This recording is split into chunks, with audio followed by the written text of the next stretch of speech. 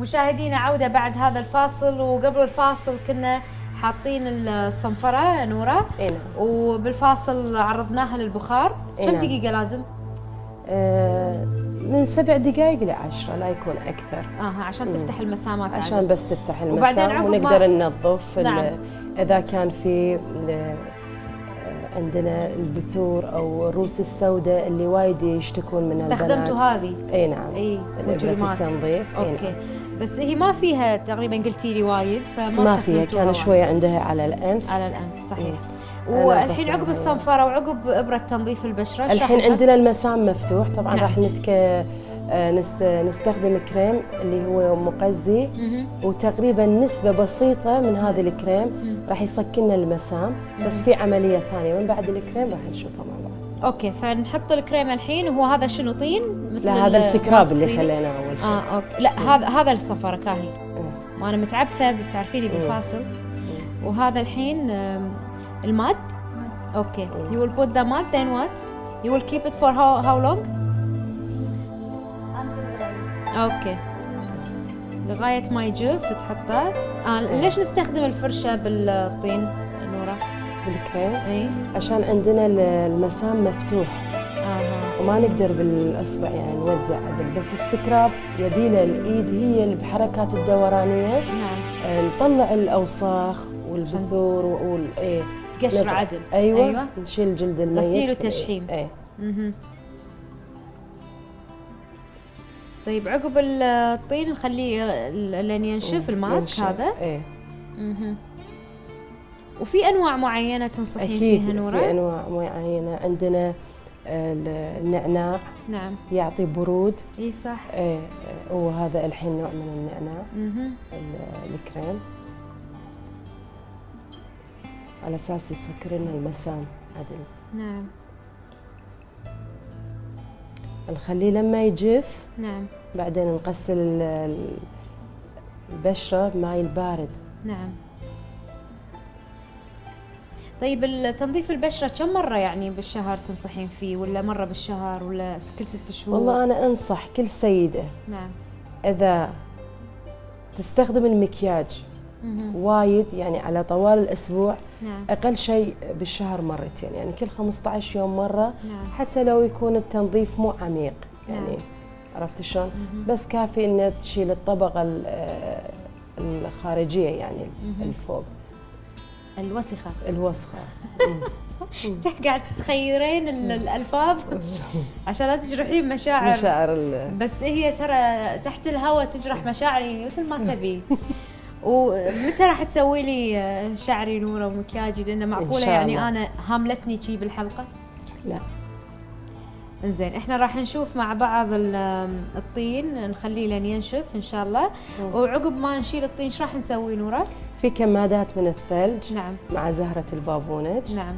اللي تسكر لنا المسام 100%. نعم. يعني هذا الكريم ممكن من اقدر اقول من 65 ل 80 او ل 70 درجه يقدر يسكر، لان النعناع حلو قوي وبارد يكون على البشره. نعم. بس بعد هذه لما نغسل بماء البارد نحط كمادات البابونج اللي هي بارده جدا ويعطي تسكير 100% حق البشره. نعم.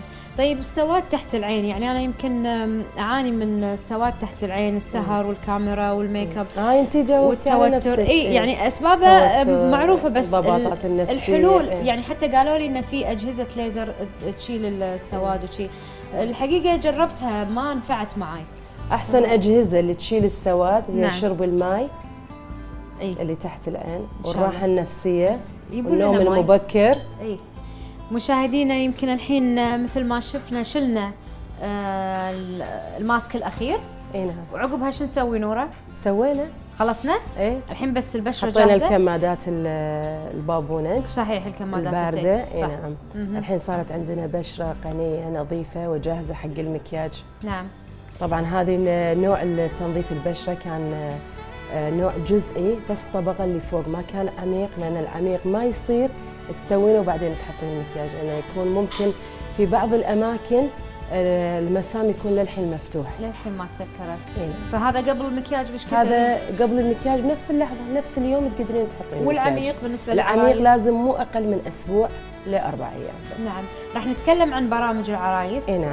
الحلقات الجايه، بس خلينا نروح نشوف المكياج الصباحي اليوم بتحطين حق الموديل. اي نعم. خلونا نروح وياكم ونشوف مكياج الصباحي للموديل ويانا.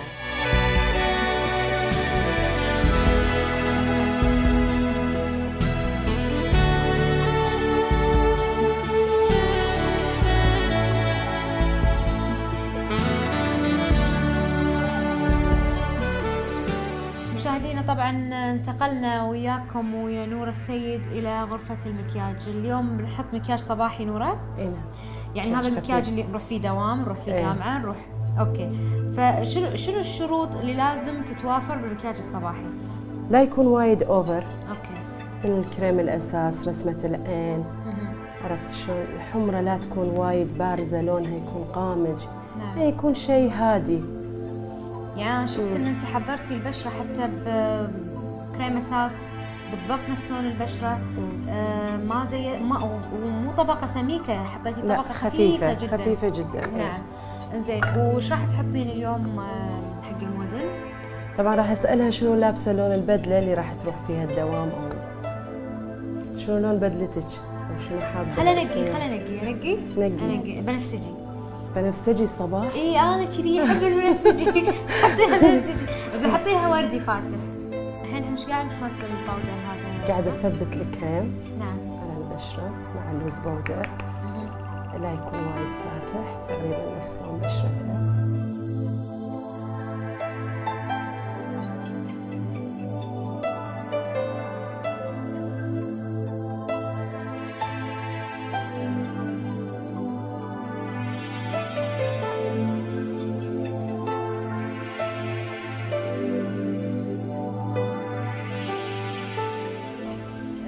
شنو أهمية إن نزيد الزوائد البودرة بالكلينكس؟ نشيل الزوائد عشان لا تتكتل.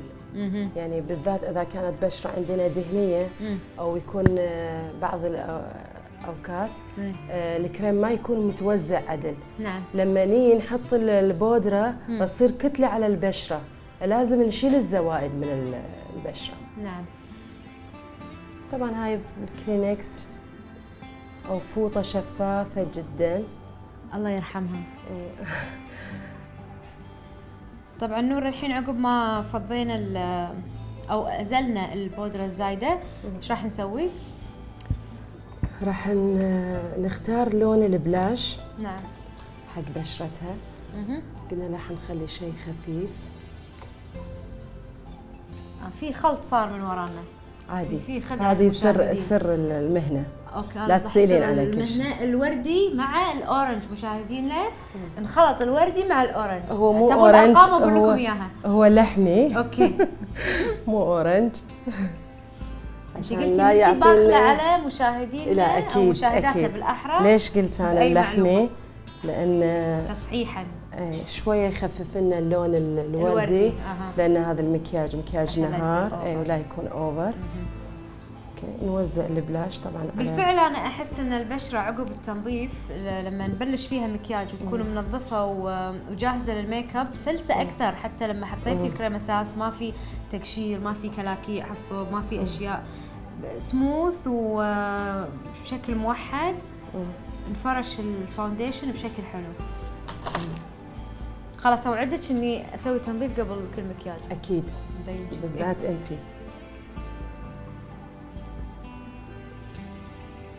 يعني يا ريت الواحد يكون عنده وقت.